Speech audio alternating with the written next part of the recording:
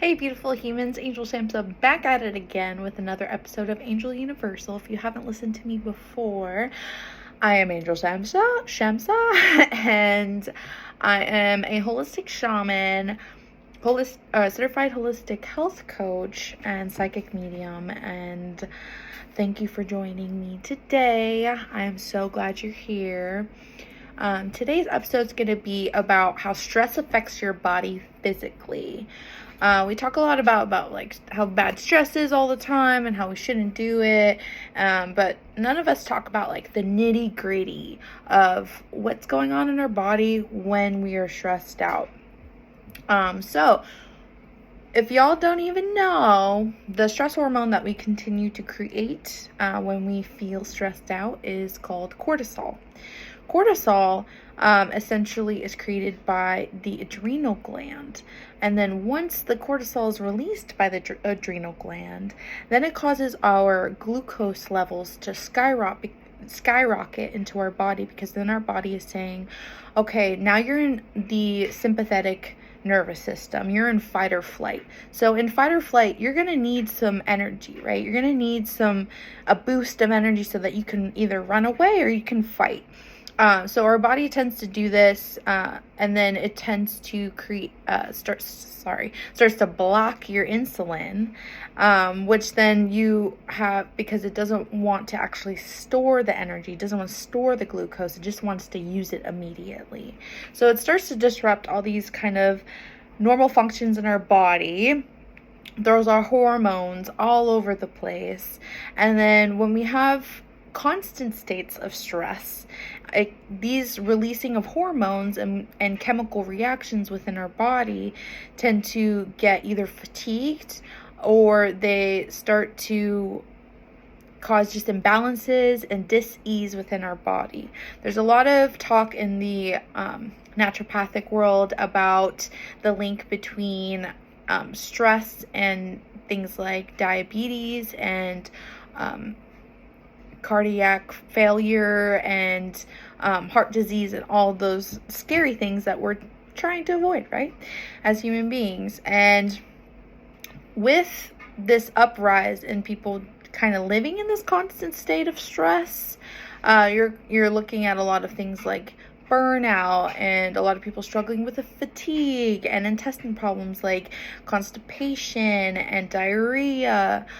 Stress can also cause low libido. It can cause headaches, poor sleep or insomnia, erectile dysfunction in males and females. And if y'all didn't know, females can get erectile dysfunction as well, and it basically lowers our ability to orgasm or to have a higher libido.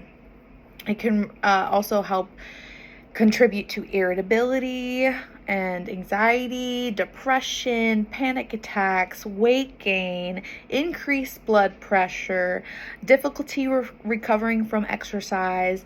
It can cause insulin resistance, problems with menstrual or ovulation cycle for all them women out there. It can lower your immune system. That it makes it harder to learn and to actually create long-term memories out of your short-term memories. There's a lot, guys, that stress can be doing to our body just by extended periods of creating and being exposed to cortisol. So what can we do about this issue of stress? Because it is way more prevalent than it's ever been, I think, with the uprise in very demanding jobs and demanding lives and schedules, and our inability to kind of grab ourselves out of that fast-paced life and being able to slow it down a bit and really connect with our mind, body, and soul in the way that we need to, and engaging it in the way that we need to, so that we don't end up with this slew of symptoms and problems, as opposed to living kind of a peaceful and calm and controlled type of life where we can, not controlled in the sense of you can control what happens to you, because you can't, but controlled in the sense that you can control how you react to the things that are happening to you, as opposed to letting them control you or consume you, which is usually a problem. Feelings of frustration, sadness, depression, anxiety, all those things are not a bad thing inherently. They're just something that happens to show us that something needs to be changed. Something needs to be reevaluated. Something's not working in your life. Is it in your relationship? Is it in your friendships? Is it in your familial relationships? Is it at your job? Is it with your routine? Is it with your self-love or your self-talk? There are multiple kind of aspects that can be looked at and be aware of to really kind of dissect where it is that we're feeling this extended period of stress, and where we're feeling the extended period of joy. How is that culminating or emanating in your life? How can you create more of that joy? Is it something you can create more of? If not, is there something else that is similar that can help you create the same sort of feel-good feeling? Because that's what we need to shift our focus more to, is not just that I feel like shit and I don't know how to feel better from feeling like shit. It's more of believing that you can feel better before you even feel better. There's a lot of different psychological, essentially reprogramming, and I like to talk about reprogramming a lot because it's really changed my personal life in the way that I think and react and try and to interact with the world. There are so many different types of triggers that I had because of the traumatic things that I had been through growing up, that I didn't even acknowledge it or identify it as traumatic or as trauma or as triggers that I'm still dealing with, until I was well within and way deep into my healing journey personally. So it's really kind of widening your scope of what you consider to be traumatic or what you consider to be stressful, and understanding that though everything in our life is not something we have to do with good feelings, there are some shitty things that we have to do in life regardless of if we feel good about them or not, but it's also mitigating those experiences and understanding that you don't need to have only those types of experiences. You can have ones that fulfill you and satisfy you. It's just a matter of taking a step back from what you're in, what your life is looking like, where you're feeling that dis-ease within yourself, and acknowledging that you do have ultimately the choice to get rid of or release the things that are not making you happy, and also welcoming in and creating and culminating things that do make you happy and do hit that feel good spot, and having the balance of the pleasant and unpleasant, the comfortable and uncomfortable, so you're not consumed by one or the other. That is for sure a hard thing to do. I know it, guys. But it's one step at a time, one baby step at a time, changing one little habit, pattern, thought process, one at a time. So some ways to decrease your stress and put it into the parasympathetic nervous system, which is your rest and digest system, is spending some time in nature. We reflect nature. I always think it's kind of funny. I do believe that people are not as acquainted with nature as others, but also I think it's so kind of funny to me that people hate it so deeply, and it makes me wonder what their relationship with nature was, how it was introduced to them, why they feel so much disdain towards it, because ultimately we reflect nature. So if you're kind of hating on nature, what is it about nature that you're hating on, and how does it reflect back to you? Because usually there's a connection between our projected feelings onto nature and how they really reflect back onto us. So just throwing that out there about spending time in nature, because ultimately Mother Earth got some super big medicine for us. Doesn't matter if you grew up camping in a nature or hiking or anything at all. It does offer that medicine for anyone who is willing to take it in the moment. Also, physical activity and exercise. Y'all, okay. When I was really deep in my depression, I totally resented the fact that physical activity and exercise can actually help my depression, because it felt counterintuitive for the way that I was feeling, because I was like, I don't even want to get up out of bed and take a shower, let alone go do some physical ass activity. Are you fucking kidding me?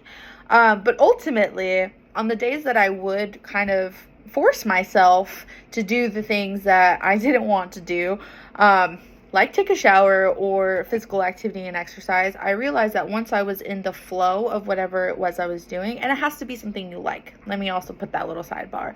Make sure it's something you like. I love dancing. So that was kind of my test to myself, was like, Angel, what kind of physical activity do you love? And so that it would be kind of hard to make an excuse as to why you couldn't do it. And dancing was that thing for me. Some people, it's some sports, some physical activity sports. Maybe you have a Wii Fit. Maybe it's that. Maybe it's just dance. The Switch just got this cool fitness ring thing. That's a cool way to integrate. If you like video games, then it's an video game and exercise. Using YouTube videos for exercise regimes, even if it's like a gentle 15-minute whatever, 10 minutes, guys. If y'all want to just do 10 minutes and see how it makes you feel, and just kind of like increase your time, as the more you get used to it, the more you feel really integrated with it, that is the best way to do it. So physical activity, really honestly, it's like physical movement meditation. And I'm huge on movement meditation, because I think it can be super powerful, using our body to get out of our head a bit, but also being able to I love kind of challenging myself with separating my body from my head. So kind of getting my body more in an autopilot situation, and then controlling my thought process and patterns in a meditative state. So that can be really powerful as well. Herbs. I love herbs. Some herbs that help our sympathetic nervous system, the fight or flight, go into our parasympathetic nervous system, the rest and digest, is things like ashwagandha, lavender, kava kava. I love kava kava, especially Yogi makes a tea that's a stress relief tea. It's really good.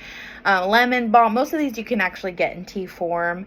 Lemon balm, valerian, passion flower, and chamomile. I just have to say, just pay attention with the medications that you're on, if you are on any medications, and then their reactions to these herbs before you actually consume them, or consult a doctor before you actually consume them. That way you know that they are copacetic with your body and you don't have any kind of weird reaction. And if you do, then your doctor knows why.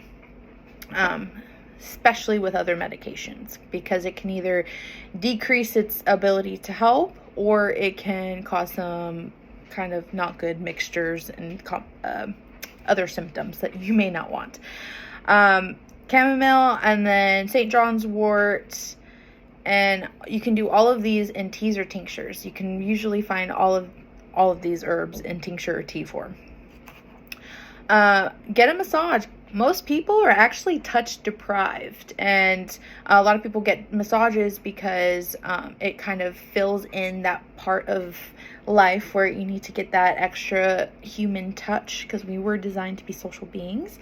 So that's a great place to start, getting a massage, using a mantra or affirmation, and you can use this in accordance with meditation, or separately, just whenever you're feeling stressed, just say something to yourself like, I feel peace, I feel calm.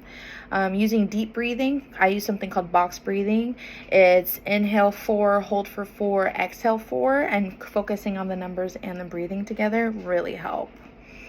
Practicing things like Tai Chi, yoga, Qi Kung, things that move our life force, move our Qi, move our energy within our body, and really acknowledging any blockages or things that may be stagnant within our body during those practices as well. Also, digestive stress. So if you're eating things that you have allergies to, something to consider. That puts on physical stress onto ourselves as well. And what needs do you need to be met? Figure them out and enjoy and do what you got to do so they are met. So hit the 15-minute mark. So glad to be with you guys. Love you. Have a wonderful day. Mwah! Goodbye.